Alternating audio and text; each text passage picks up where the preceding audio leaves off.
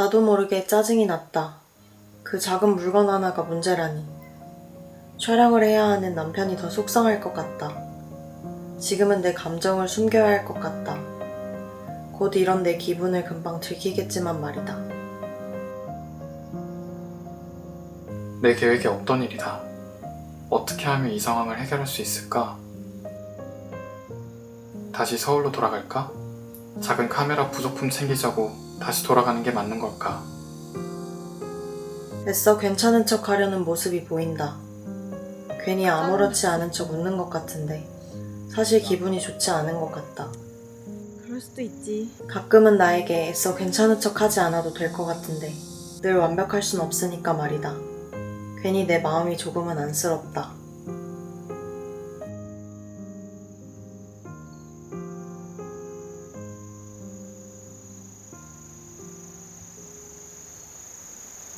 촬영을 하는 지금 이 순간도 기분이 별로 좋지 않다. 무슨 말이든 해서 기분을 풀고 싶은데 마음처럼 잘 되지 않는 것 같다. 아내는 무슨 생각을 하고 있는 걸까? 아마도 날 배려하느라 좋지 않은 기분을 애써 누르고 있는 듯한 느낌이다. 기분이 안 좋은지 자꾸만 음식 가지고 까탈스럽게 구는 것 같다. 짜증도 나고 속상하겠지. 영상미에 진심인 사람이니까.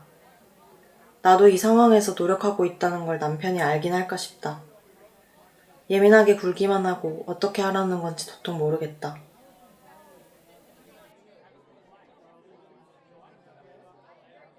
왜 그렇게까지 예민하게 구냐고 누군가 묻는다면 나는 늘 그런 사람이었다. 계획이 필요한 사람. 작고 사소한 것부터 큰일까지 모든 일을 예상 범위 안에 두려고 노력했다. 최대한 다양한 상황에 대해 미리 생각하고 대비하고자 했다. 성공이든 실패든 늘 내 예상 범위 내에 있었고 미리 받을 희노애락에 대해 대비할 수 있었다. 이 말인즉 나는 누구보다 상처받고 싶지 않고 누구보다 미리 앞서 좋아하지 않는 사람이라는 것이다. 늘 실패를 염두에 두어 내가 받을 상처에 미리 대비한다. 늘 성공을 염두에 두어 그 다음 스텝에 대해 미리 생각한다. 그런 성격 덕분인지 난 쉽게 쓰러지거나 좌절한 경험이 많이 없었다. 그리고 동시에 여태껏 스쳐간 많은 인연들, 그리고 지속되고 있는 지금의 인연까지도 나를 제대로 아는 사람은 단 한 명도 없었다. 심지어 내 아내조차 말이다. 말할 기회가 없었던 건지 물어보지 않아 대답하지 못한 건지는 잘 모르겠지만 난 처음으로 아내에게 내 이야기를 했다.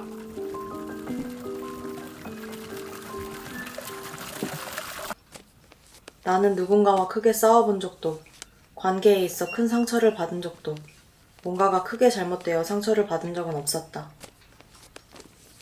단 한 번도 그래본 적이 없다고 묻는다면 한 번 정도는 있었겠지만 나에게 영향을 줄 만한 큰 사건은 기억에 없는 것 같다. 표면적으로는 정말 좋은 사람이겠구나 할 수 있겠지만 사실 난 신경 쓰이고 상처받기 싫은 마음이 있었다. 나는 큰 일이든 작은 일이든 사건 사고에 휘말리지 않기 위해 최선을 다한다. 그 최선 속에는 정면 돌파도 한 번 정도는 있었겠지만 대부분은 아니었던 것 같다.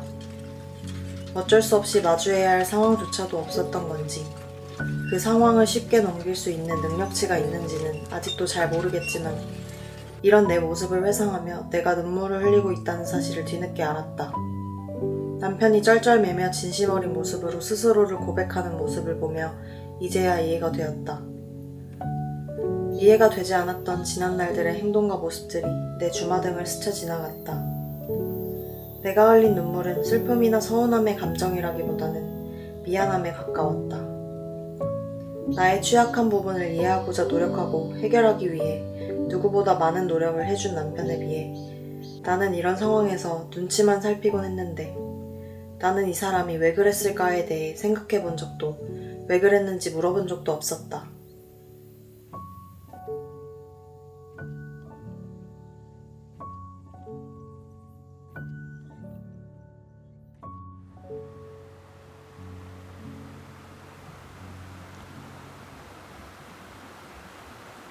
정말 오래간만이다.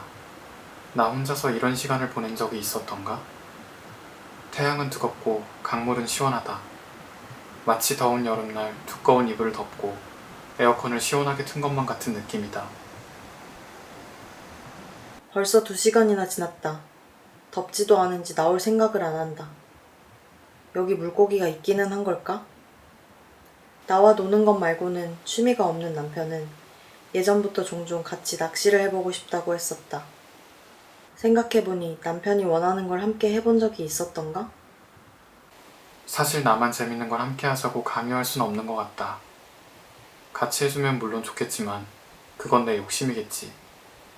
그저 놀이터에서 노는 아이를 지켜보는 엄마처럼 아내가 나를 지켜봐주는 것만으로 행복하다. 그 오랜 시간 낚시를 즐기는 남편을 보니 괜시리 마음이 쓰인다.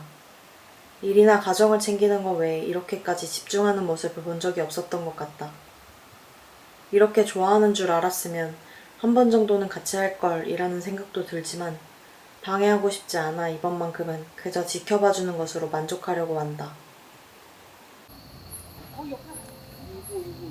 나를 알아주기 바라면서 정작 그에 대해서는 알려고 하지 않았던 내 이기심을 불 속으로 던져놓고 싶었다. 아직 우리가 못다한 이야기가 있을까?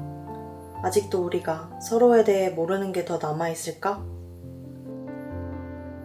영화를 볼 땐 주인공의 1인칭 감정선을 따라가며 보곤 한다. 주인공 부모는 대체 왜 저러는 거야? 너무 고통스럽겠다.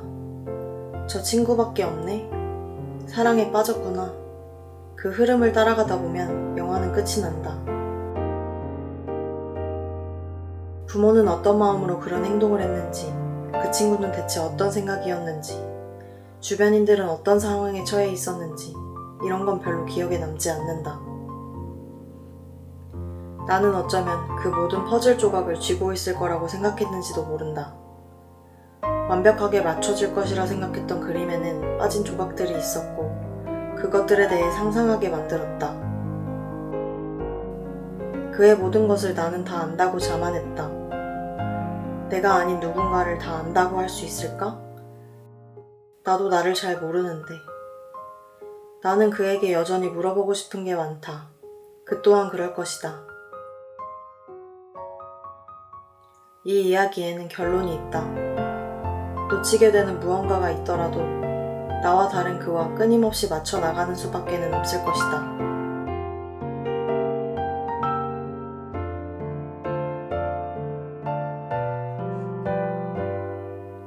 함께 살아간다는 것은